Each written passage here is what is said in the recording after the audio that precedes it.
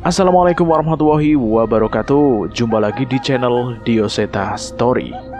Apa kabarnya teman-teman semua? Semoga kalian sehat selalu, panjang umur, bahagia selalu, dan selalu dimudahkan segala urusannya. Dan pada kisah kali ini, kalian semua pasti sudah tahu, saya akan membawakan cerita Perang Tanah Danyang bagian kedua, Ratu. Sebelum lanjut ke ceritanya, buat kalian yang baru bergabung di channel ini, silahkan klik tombol subscribe dan tombol loncengnya agar kalian tidak ketinggalan cerita terbaru dari kami. Dan kita langsung saja menuju ke ceritanya.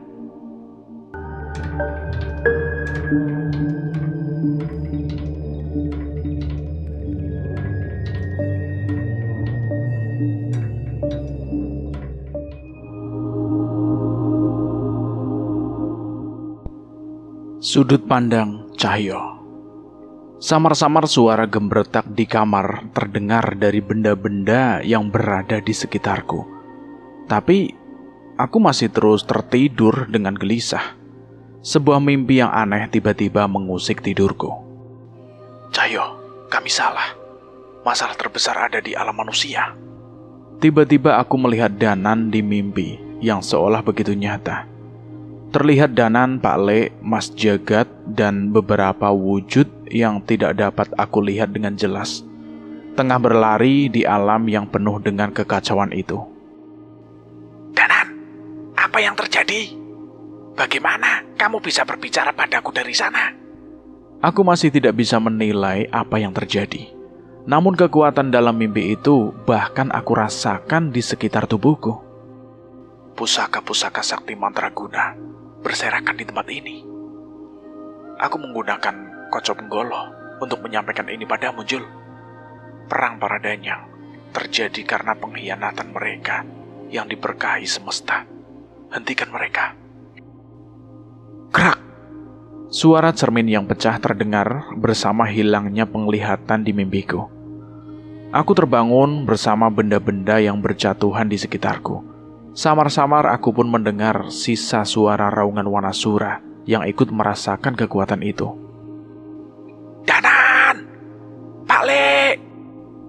Aku benar-benar mencemaskan keadaan mereka yang tak lagi berada di dunia yang sama denganku. Apalagi saat melihat apa yang terjadi di mimpi tadi.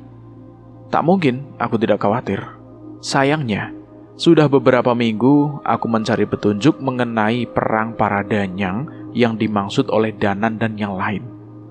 Tapi, aku tidak menemukan petunjuk apapun, seolah semua yang aku cari tertutupi oleh sesuatu yang misterius. Jangan memaksakan diri, Le. Kalau sudah waktunya, kamu pasti akan dapat petunjuk. Bule menyadari kekhawatiranku. Saat dimana seharusnya aku menemani Bule agar tidak kesepian, malah terbalik di mana Bule lah yang sering menenangkanku. Iya, Bule. Cuma merasa bersalah saja. Kalau aku hanya diam saja tanpa berbuat apa-apa. Ucapku sambil menikmati masakan Bule yang sudah siap, bahkan sebelum aku terbangun. Satu panci sayur lodeh, ikan asin, dan sambal terasi yang masih tersaji di cobeknya. Tak mungkin aku menolak kenikmatan duniawi ini. Bule ngerti, Le. Tapi memang rasa bersalah bikin orang jadi makan selahap itu. Ucap Bule menyindirku yang tak henti-hentinya mengambil lauk di meja. Hehehe, benar, Bule. Rasa bersalah bikin lapar. Bule hanya menggeleng melihat kelakuanku. Tapi sebenarnya bukan hanya alasan itu atau memang masakan Bule yang enak. Hanya saja aku cukup sedih saat melihat tanpa keberadaan Pak Le. Bule masih latah memasak porsi yang sama seperti saat Pak Le ada di sini. Bule, habis ini aku tinggal agak lama ya. Bule nggak apa-apa kan? Mau ke desanya Ustadz Impranto? Iya, Bule. Cahyo datangi dulu saja. Terlepas bisa bantu atau tidak, yang penting kan usaha dulu, Bule. Iya, Le. Sing penting hati-hati. Kalau Untuk urusan penyakit, serahkan sama dokter-dokter yang lebih ngerti saja yo. Iya Bule, bener. Seenggaknya Cahyo bisa mastiin seandainya apa yang terjadi di sana bukan masalah gaib. Setelah perbincangan itu, aku pun berpamitan dan bergegas menaiki Vespa tua andalanku menuju desa Ustadz Imran, desa Darmokulon. Perjalanan yang cukup jauh membawaku sampai ke desa Darmokulon saat lewat tengah malam. Ada beberapa suara-suara dari dalam rumah, suara rintihan hingga tangisan. Namun aku belum berani untuk bertindak apapun tanpa bertemu dengan Ustadz Imran terlebih dahulu. Sesekali aku memantau dari kejauhan. Suara teriakan dari dalam rumah terdengar semakin jelas saat kerabat mereka tak lagi mampu menahan orang itu. Ia memaksa keluar dan berteriak-teriak layaknya seseorang yang kesurupan.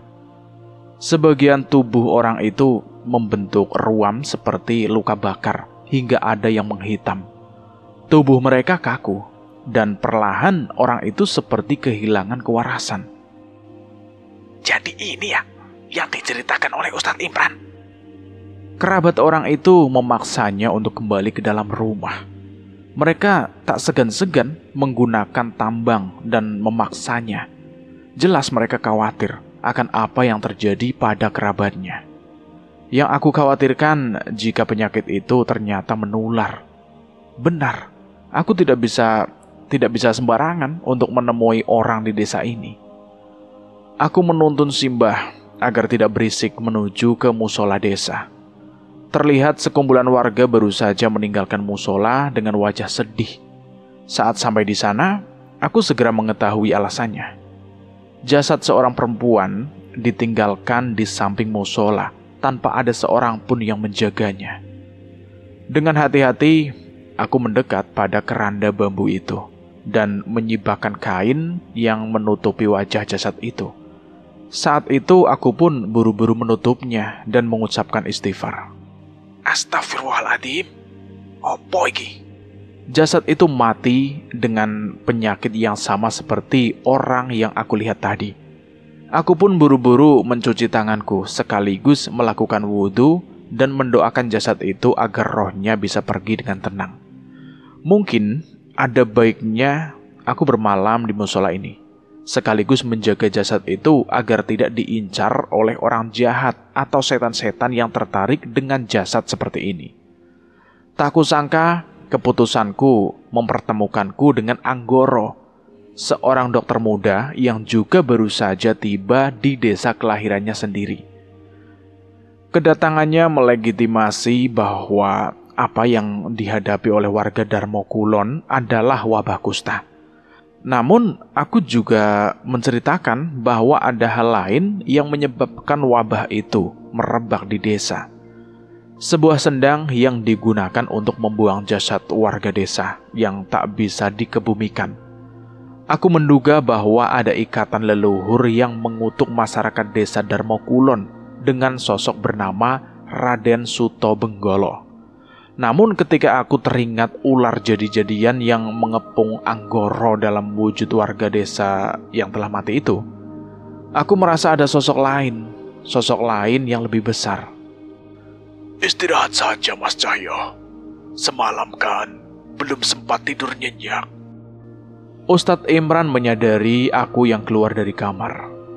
Ia terlihat menikmati secangkir kopi sambil membaca buku-buku kajian yang sudah terlihat lusuh. Aku yakin Ustadz Imran sudah membaca buku-buku itu berkali-kali. Enggak Pak Ustadz. Tidur kelamaan malah pusing. Tak cuci muka dulu ya Pak Ustadz. Aku mencuci muka sejenak dan Ustadz Imran terlihat pindah ke dapur membuatkanku secangkir kopi hitam dan menyiapkan 2 piring bersama 2 bungkus sarapan yang ia beli untuk kami makan berdua. Maaf ya Mas. Yang masih jualan cuma nasi pecel. Istri dan anak saya ikut Mas Anggoro untuk diperiksa. Jadi gak sempat masak. Walah Pak, menu mewah gini kok. Saya malah jadi ngerepotin loh. Jawabku tanpa malu-malu membuka bungkusan nasi pecel yang disediakan. Ustadz Imran menceritakan bahwa sejak pagi Anggoro sudah sibuk menyambut tenaga medis yang membantu menangani warga yang terkena penyakit. Aku pun sadar saat mendengar suara mobil yang melintas dengan pengeras suara, menyampaikan penyuluhan singkat kepada warga desa. Semua warga, baik yang sakit atau sehat, diharapkan memeriksakan diri di pos yang sudah disediakan. Warga yang tidak mampu berdiri akan didatangi oleh petugas. Mohon kerjasamanya. Suara itu terus terdengar dari mobil yang berkeliling di desa. Aku sudah bisa menebak selelah apa Anggoro saat ini. Mungkin malah ia belum tidur sama sekali sejak kedatangannya di desa ini. Melihat perjuangan Anggoro untuk desanya, aku dan Ustadz Imran tidak ingin membuang-buang waktu. Ada beberapa tempat yang harus aku kunjungi. Mulai dari pemakaman, sendang mayat, hingga bukit tempat di mana warga desa melakukan pemujaan dulu. Aku sudah mendengar tentang sendang mayat dan pemakaman dari Anggoro. Menurutku, sebaiknya kami menghindari tempat itu dulu. Tempat yang kemungkinan besar merupakan asal penyakit yang diderita warga. Mumpung matahari masih berada di atas kami, Ustadz Imran mengajakku untuk menaiki bukit di mana punden pemujaan itu berada. Cahaya matahari begitu terik, namun angin berhembus sedikit memberi rasa sejuk di jalur bukit yang kami lalui. Sekilas, desa Darmokulon terlihat begitu asri dengan hamparan pepohonan yang mengelilinginya. Siapa sangka jika sebuah wabah bisa menjangkit di desa ini. Sedikit menanjak, aku mulai bisa melihat berbagai tempat, termasuk sebuah sendang yang cukup berjarak dari desa. Walau tertutup pepohonan, aku masih bisa melihat ceruk dari sendang yang sudah mengering itu. Masih kuat, Mas Cahyo? Aman, Pak. Aman, tenang. Kalau cuma bukit segini, saya sering naik turun, Pak, pas waktu kecil. Balasku sambil mengingat bagaimana Pak Lek dulu sering mengajakku mendatangi tempat-tempat seperti ini. Kami berjalan hampir 1 jam perjalanan. Dan sesuai cerita Ustadz Imran, aku menemukan punden berwujud tumpukan batu yang sudah berlumut, seolah lama tidak tersentuh. Pak Ustadz, tunggu. Aku menyadari sesuatu. Tak hanya kami berdua yang ada di sini. Ada seseorang yang telah lebih dulu berada di tempat ini sebelum kami. Seorang kakek. Ia mengenakan pakaian surjan lusuh seperti warga desa dengan ikat kepala di dahi yang membuat rambut putih panjangnya terlihat sedikit rapi. Ia terlihat sedang menyusun batu-batu kecil di dekat salah satu pohon di sana. Kula nuwun. Aku mencoba bersikap sopan pada kakek itu. Kakek itu pun menoleh dan tersenyum pada kami. Ono tamu toh. Tak kusangka, walau sudah terlihat begitu renta, kakek itu bergerak dengan lincah, melompati batu-batuan yang menghalanginya dan menghampiri kami. Kowe dudu wong kene to, Le? Sanes, Eyang. Kakek itu masih terus tertawa sambil mengelilingiku. Ia melirik ke arah Ustadz Imran, namun raut wajahnya berubah dan berpaling lagi ke arahku. Aku benar-benar tidak bisa menebak apa mau dari kakek ini. Eyang niki sinten toh? Aku bertanya pada kakek itu dengan sopan. Eyang ini siapa? Seketika itu, kakek itu mendekatkan wajahnya kepadaku sedekat-dekatnya. Setelahnya ia mundur dan gantian mendekati Ustadz Imran. Cuh! Kakek itu meludah dan kembali mendekat ke sebelahku. Aja melo-melo urusan ning kene. Nek kowe mati, kowe ra iso nulungi kanca-kancamu. Kata kakek itu. Seketika aku merasakan tekanan yang menakutkan dari kakek itu. Ini bukan sesuatu yang berasal dari manusia. Kakek itu tertawa dan meninggalkanku kembali ke tempatnya semula. Aku terdiam. Apa yang dimaksud adalah Danan dan yang lain. Bagaimana ia tahu tentang mereka? Ustadz Imran sepertinya merasakan hal yang sama. Ia pun bergegas melangkah mendekat ke arahku. Seumur-umur tinggal di desa ini, saya belum pernah bertemu dengan kakek itu, Mas. Wajah Ustadz Imran terlihat cemas. Aku diam sejenak. Aku mencoba menenangkan pikiranku dan membaca situasi ini. Loh, bagaimana toh? Ustadz Imran tidak mengenal dia?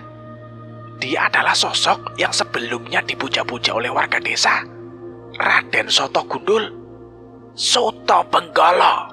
Raden Soto Benggolo. Kakek itu tiba-tiba kembali menoleh dan menatap dengan kesal ke arahku. Iya, maksud saya itu. Balasku membenarkan koreksinya. Bocah kurang ajar.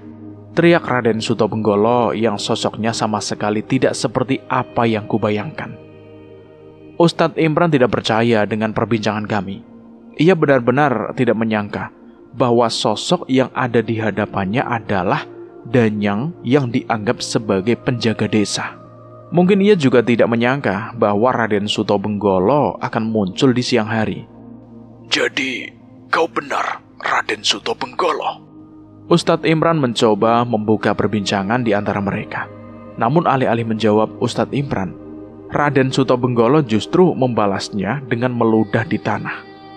Aku pun menahan Ustadz Imran untuk kembali berbicara dan mencoba mendekat kepada sosok yang dianggap sebagai biang kerok dari permasalahan di desa ini.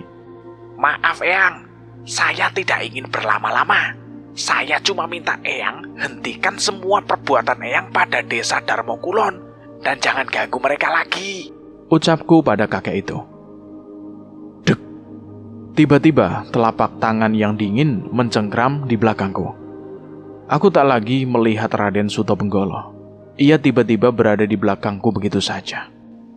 Aku ngormati wong sing manggon ing awakmu. Nanging yang sampeyan isih ora sopan.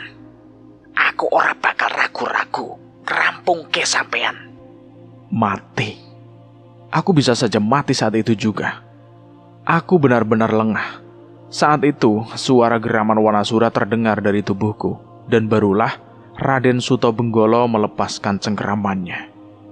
Saat itu, tiba-tiba aku merasa lemas dan jatuh tertunduk saat sosok itu kembali menghilang.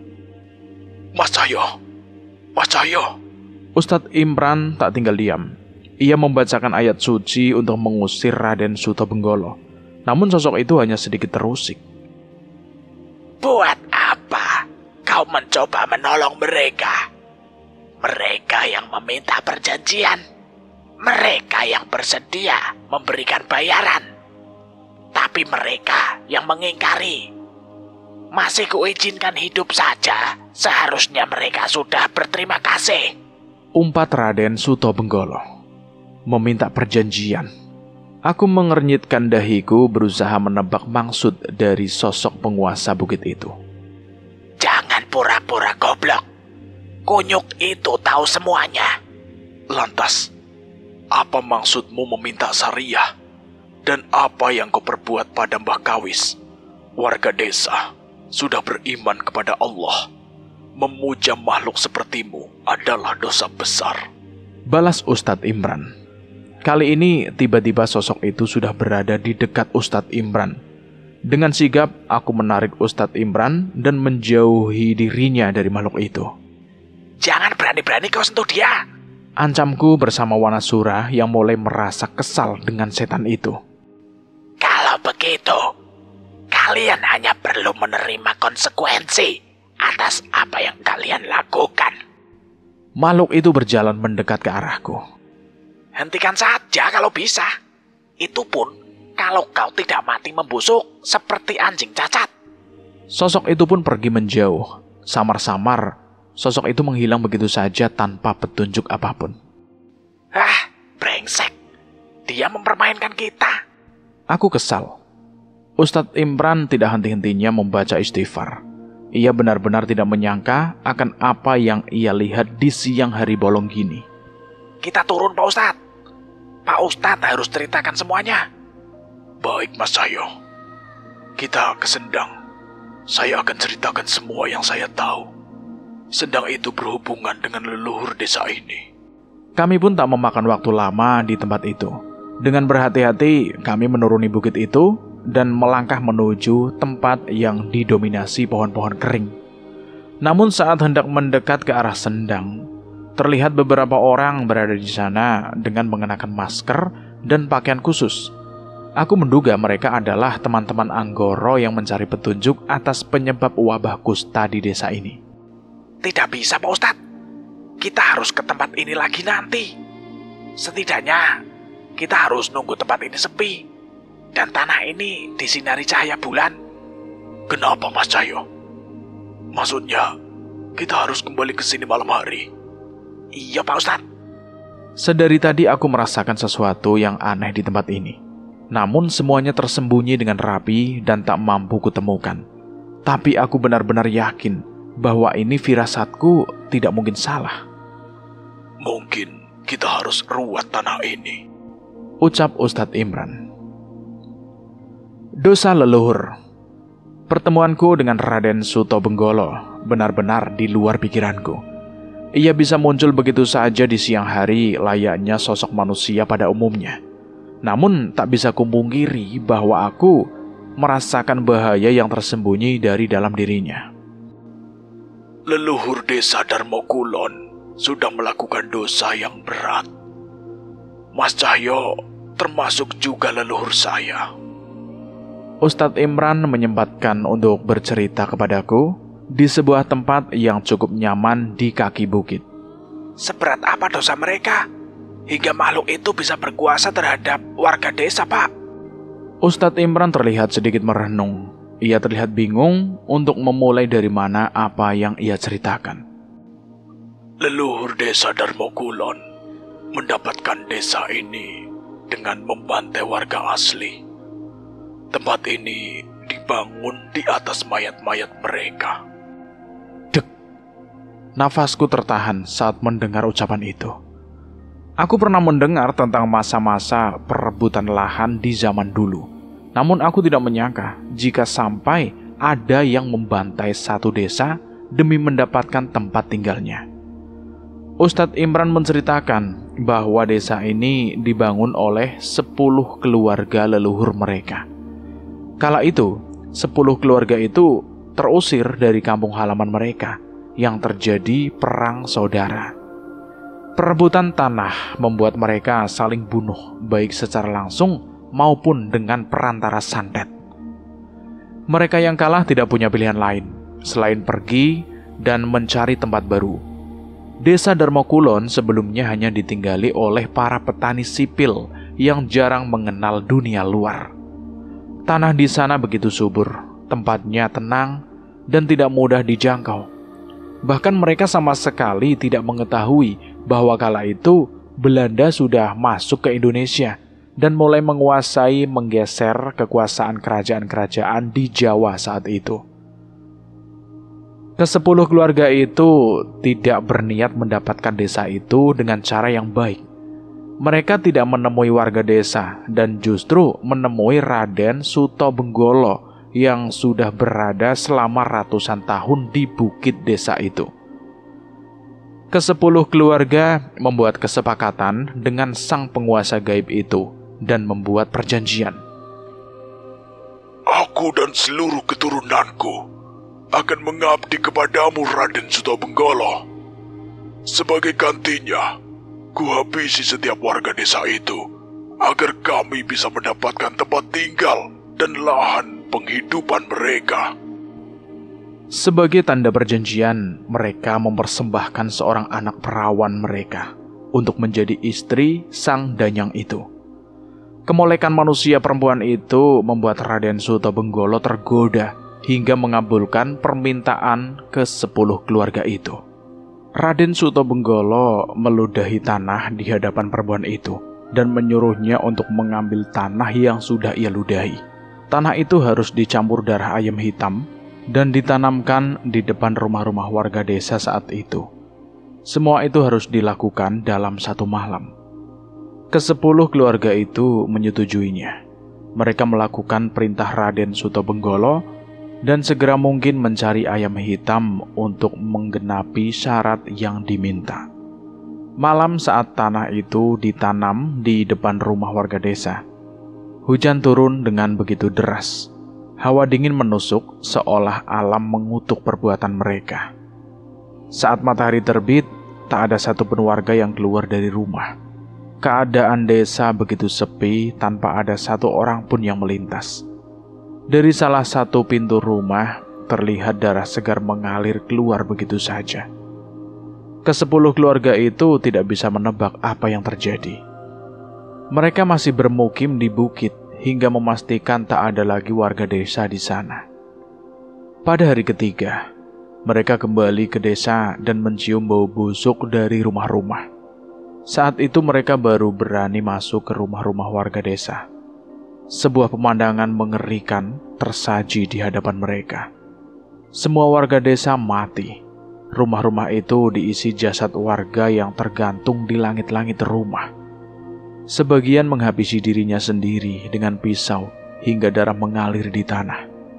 Satu-satunya sumur di desa itu pun sudah terisi mayat warga desa. Mereka semua menghabisi dirinya sendiri. Pemandangan mengerikan itu justru membuat mereka tertawa. Akhirnya desa itu benar-benar mereka kuasai. Kuburkan jasad mereka di tanah mereka sendiri. Setelahnya, desa ini milik kalian. Lalu, tepati janji kalian. Atau sesuatu yang lebih mengerikan akan terjadi. Raden Sutobenggolo muncul di desa itu untuk pertama kalinya. Kali ini ia benar-benar menguasai desa itu dan warga barunya. Untuk menghaturkan sesajen, mereka disambut dengan pemandangan yang membuat mereka tercengang. Anak perempuan yang dipersembahkan untuk istri Raden Sutobenggolo telah mati dengan tubuh yang tercerai-berai. Kepalanya tergantung di salah satu pohon yang ada di bukit itu. Apa yang kau lakukan pada perempuan itu? Ia kami persembahkan untuk menjadi istrimu. Raden Sutobenggolo muncul dari jauh dengan wajah yang penuh darah. Ia masih memainkan bagian tubuh perempuan itu sambil tertawa. Memangnya kalian pikir bagaimana cara setan menikmati tubuh manusia? Tawa Raden Sutobenggolo adalah mimpi buruk untuk mereka. Kejadian itu seolah ancaman bahwa ia tak segan-segan berbuat apapun terhadap warga desa jika melanggar perjanjian. Sebagai gantinya, Raden Sutobenggolo akan melindungi desa Darmokulon sebagai wilayah kekuasaannya. Ustadz Imran menceritakan semua ini setelah mencari beberapa peninggalan yang masih dimiliki oleh beberapa keluarga. Ia yakin bahwa tidak semua warga desa Darmokulon mengetahui kenyataan ini. Ustadz Imran tidak ingin begitu saja menceritakan hal ini, karena tidak ingin warga goyah dengan keputusannya, berhenti memuja Raden Sutobenggolo. Ini keputusan saya dan almarhum Mbah Kawis, ucap Ustadz Imran. Cahyo mengangguk mengerti. Ia tidak bisa menyalahkan Ustadz Imran. Dan warga desa sekarang pun sudah melakukan hal yang benar. Saya mengerti Pak Ustadz. Tapi pemutusan perjanjian gaib tidak semudah itu. Selalu ada konsekuensi yang akan diterima. Kira-kira apa yang bisa kita perbuat, Mas Cahyo? Tenang saja. Untung ada Pak Ustadz Imran yang mengerti agama. Yang harus kita lakukan adalah meruat kembali tanah ini. Mengambil kembali tanah yang diakui oleh setan itu. Untuk kembali menerima berkah dari Yang Maha Pencipta. Kami kembali sejenak menuju rumah Ustadz Imran untuk membersihkan diri dan mengambil beberapa benda yang kami gunakan sebagai perantara ritual ruatan yang akan kami lakukan. Saat langit mencapai batas malam, kami pun pergi menuju sendang mayat melalui semua ruatan ini dari tempat terkelam di desa Darmokulon. Mas Cahyo! Mas Cahyo! Dari jauh aku mendengar suara Anggoro memanggilku. Ia berlari dengan buru-buru menghampiri kami berdua. Kami berhenti sejenak dan menghampiri Anggoro yang wajahnya benar-benar terlihat lelah. Ini Mas. Anggoro memberikan kami perlengkapan medis berupa masker, sarung tangan, dan beberapa vitamin. Wabah kusta menular, Mas. Sebisa mungkin jauhi yang terkena penyakit. Kami sudah berhasil memisahkan warga yang tertular dan yang sehat. Alhamdulillah. Ustadz Imran terlihat lega mendengar ucapan Anggoro. Tapi apa, Mas? Aku tahu ada yang ingin Anggoro sampaikan pada kami. sebagai orang medis, mungkin tidak pantas mengatakan ini. Tapi menurut saya, penyakit warga desa lebih dari masalah medis. Mungkin kami bisa menanggapi penyakit di tubuhnya. Tapi saya menduga ada hal yang lain yang membuat mereka tiba-tiba mengamuk seperti orang gila. Mereka ingin saling menularkan. Aku mengerti apa yang Anggoro bicarakan. Raden Sutobenggolo tidak hanya mengutuk tanah ini. Ia juga memerintahkan pengikutnya untuk membuat kekacauan dalam berbagai hal. Tak hanya penyakit, pertengkaran, kesurupan, hingga teror gaib pun ia kirimkan kepada warga desa. Urusan warga desa dengan Raden Sutobenggolo akan kami selesaikan malam ini. Titip warga desa ya, Mas. Ucapku sambil menepuk pundak Anggoro. Percayakan pada saya, Mas. Terlihat di mata Anggoro rasa keinginannya untuk memulihkan keadaan desanya. Keberadaannya benar-benar membuat aku merasa tenang. Karena malam ini, Raden Sutobenggolo pasti tak akan tinggal diam terhadap desa Darmokulon. Sesampainya di sendang mayat, aku dan Ustadz Imran membacakan doa untuk benda-benda yang sudah kami bawa. Air, garam, dan beberapa jenis kembang yang menciptakan aroma harum. 2 batang obor kami tancapkan untuk menerangi hutan yang mulai terasa mencekam. Sial, Ucapku kesal saat menyadari keadaan kami. Ada apa, Mas Cahyo? kita sudah dikepung, Pak Ustadz. Balasku sambil menatap ke arah setiap pohon, di mana di sana telah menanti mata-mata merah yang mengawasi kami. Pak Ustadz, tolong lanjutkan ini sampai batas desa. Tetaplah di sana. Pastikan Pak Ustadz dan warga desa tidak meninggalkan desa sampai matahari terbit. Tidak bisa, Mas. Tak mungkin saya meninggalkan Mas Cahyo di sini sendirian. Tidak, Pak Ustadz. Setelah ini, tugas kita berbeda. Jelasku pada Pak Ustadz, sambil meletakkan telapak tangan di tanah yang sudah diperciki air dan garam. Aku membacakan beberapa kalimat doa, dan saat itu perlahan mulai terlihat gerakan dari tanah. Perlahan-lahan sesuatu muncul, menyeruak dari tanah-tanah di sekitar kami. Ular. Ustadz Imran tersentak melihat kemunculan ular-ular dari dalam tanah. Ini yang aku maksud, Pak Ustadz. Tinggalkan tempat ini dan lanjutkan sampai batas desa. Tapi, Mas, Tenang saja, Pak Ustadz. Aku tidak sendiri. Saat itu seekor kera menuruni pohon dan naik ke bahuku. Kliwon sudah tiba. Dan mau tidak mau, aku tidak bisa melibatkan Ustadz Imran dalam urusan dengan makhluk-makhluk terkutuk ini. Melihat kedatangan Kliwon, Ustadz Imran terlihat lebih berani untuk meninggalkanku. Jangan memaksakan diri, Mas. Ya wes ya, saya tak permisi dulu. Assalamualaikum. Waalaikumsalam, Pak Ustadz. Suara gemericik dan mendesis dari dalam tanah semakin terdengar. Aku memastikan Ustadz Imran telah meninggalkan tempat ini dan membiarkan semua ular-ular itu keluar dari dalam tanah. Keluar! Ayo keluar! Tunjukkan wujud kalian semua! Ucapku pada semua sosok yang saat ini sedang mengawasiku.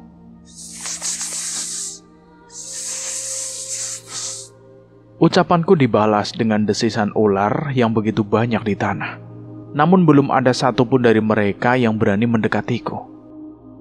Wanasura! Gedruk bumi! Seketika kekuatan besar mengalir ke kakiku, dan sekuat tenaga aku menghentakkan kakiku di tanah. Dem! Kekuatan yang besar menghantam tempatku berpijak. Lebih dari itu, energi gaib yang disalurkan Wanasura menyebar ke dalam tanah dan membuyarkan makhluk-makhluk yang bersembunyi di tanah. Panglima Ketek dan peliharaannya. Suara Raden Sutobenggolo terdengar mendekat. Aku tahu dia tengah menyindirku. Kliwon terlihat waspada.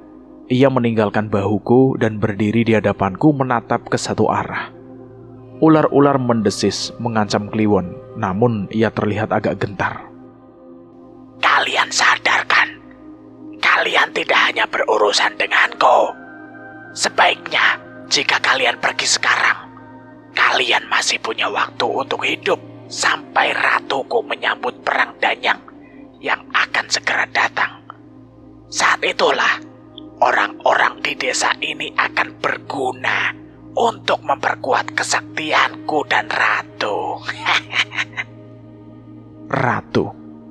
Sudah kuduga bahwa Raden Sutobenggolo memiliki sosok lain di belakangnya. Cuy, berarti kau benar-benar tidak berniat melindungi desa ini, sekalipun mereka tetap memujamu.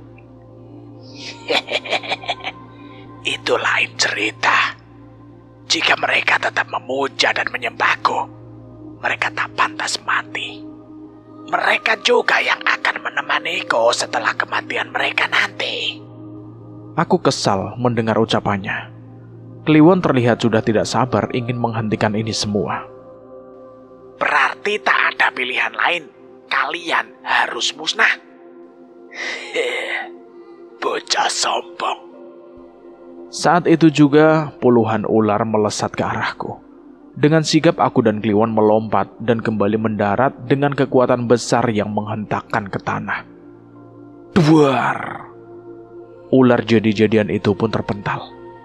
Aku melepaskan sarungku dan menyabetkannya ke tanah, menghalau ular itu untuk mendekat. Aku menggunakan kesempatan itu untuk segera melesat mendekati Raden Sutobenggolo. Kau belum pantas melawanku. Tiba-tiba sekumpulan ular kembali mengepungku. Saat ini aku memilih tidak bergerak dan membiarkan ular itu mendekat. Apa? Tak pantas? Tanyaku dengan wajah kesal. Buar! Dalam waktu yang bersamaan, ular-ular itu terbakar dan meronta-ronta di tanah. Aku sudah meruat tanah ini. Segala macam kutuk dalam wujud apapun tidak akan lama berada di tanah ini.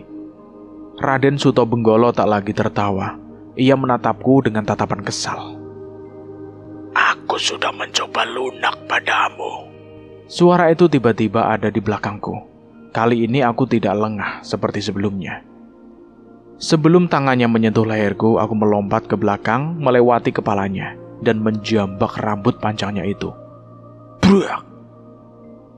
Tanpa menahan diri, aku menarik kepalanya dan menghantamkannya ke tanah.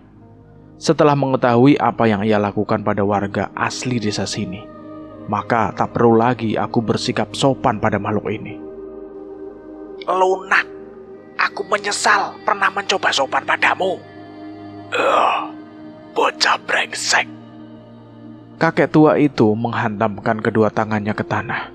Kekuatannya begitu besar hingga melontarkan tubuhnya. Wanasura tidak membiarkannya berdiri. Kekuatannya mengalir ke tubuhku dan menghantamkan kembali kepala Raden Sutobenggolo itu ke tanah. Brak! Kalian, Danyang Panglima Kera alas Wanamarta, mengapa kalian patuh pada manusia ini? Umpat Raden Sutobenggolo. Ia melihat monyet kecil berdiri di hadapannya dengan wajah kesal. Wanasura dan Wanasudra tidak patuh padaku. Mereka hanya patuh pada pencipta. Balasku masih berusaha menahan kepala itu di tanah. Namun Raden Sutobenggolo tak bisa menghentikan begitu saja. Tiba-tiba dari punggungnya tumbuh tangan kurus berwarna hitam dan mencengkeram tanganku. Cerat! Darah segar bermuncratan dari tanganku. Cakaran itu membentuk luka panjang yang membuat tanganku mulai sulit untuk bergerak. Cuy!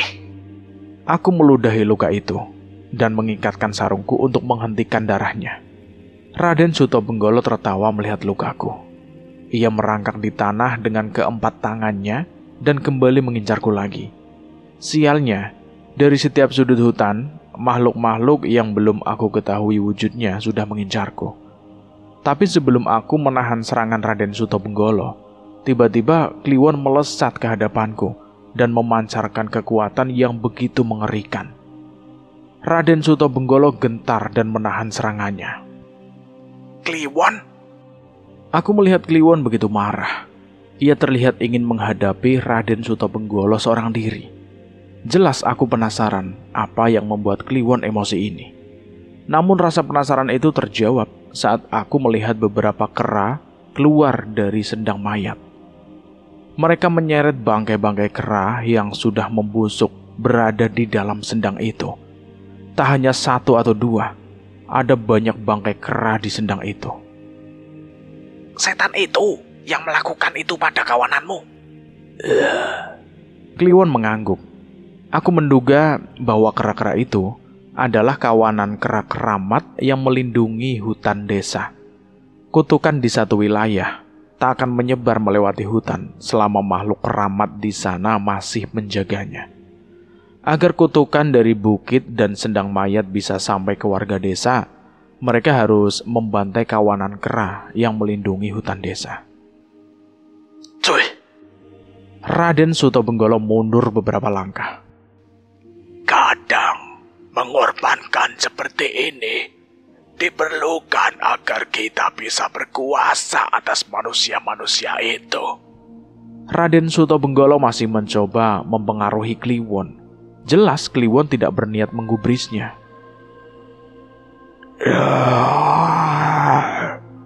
Wanasura merasakan kekesalan Kliwon. Ia mengaum hingga ke seluruh penjuru hutan, hingga membuat seluruh penunggu hutan gentar. Luapkan amarahmu, Kliwon. Kali ini aku akan duduk manis di sini dan tidak membiarkan setan-setan alas itu mengganggu kalian. Ucapku yang segera mengambil posisi duduk di salah satu batu besar di sana. Aku sadar Kliwon tidak berniat meminjam tubuhku. Malam itu, sosok roh kera raksasa menggetarkan hutan desa Darmokulon. Aku menatap tubuh kecil Kliwon yang ditinggalkan rohnya dan menjaganya untuk sesaat. Kau yakin akan menentang ratu? Ucap Raden Sutobenggolo. Jelas, aku merasakan kekuatannya saat melihat wujud asli Wanasura. Kau berani bertanya seperti itu setelah membunuh kawanannya? Kau salah besar. Ucapku pada Raden Suto. Raungan Wanasura terdengar penuh emosi. Ia mengincar Raden Sutobenggolo, namun kakek itu melesat begitu cepat ke belakang Wanasura. Lambat. Aku tertawa. Tanpa menoleh, tiba-tiba tangan Wanasura menangkap Raden Sutobenggolo dan membantingnya ke tanah. Darah hitam pun bermuncratan dari wujud kakek tua itu. Brengsek. Tak lagi ingin dipermalukan, Raden Sutobenggolo mengoyak wujud kakek tua itu. Matanya berjatuhan, kulitnya mengelupas, daging-daging hitam keluar dari tubuhnya, menyatu dengan tangan yang muncul saat melukaiku tadi. Walah, jadi itu wujudmu yang sebenarnya. Di hadapan Wanasura, tubuh kakek tua itu terbaring dengan sosok makhluk hitam yang keluar dari dalamnya. Bentuknya menyerupai manusia yang kurus dan panjang, seperti ular dengan 4 tangan yang membantunya merayap. Mahkota di kepalanya mewujudkan bahwa ia sudah mencapai tahap makhluk yang berkuasa. Wanasura tidak peduli. Ia bersiap lagi menangkap Raden Sutobenggolo. Namun setan itu bergerak dengan gesit dan melilit tubuh Wanasura.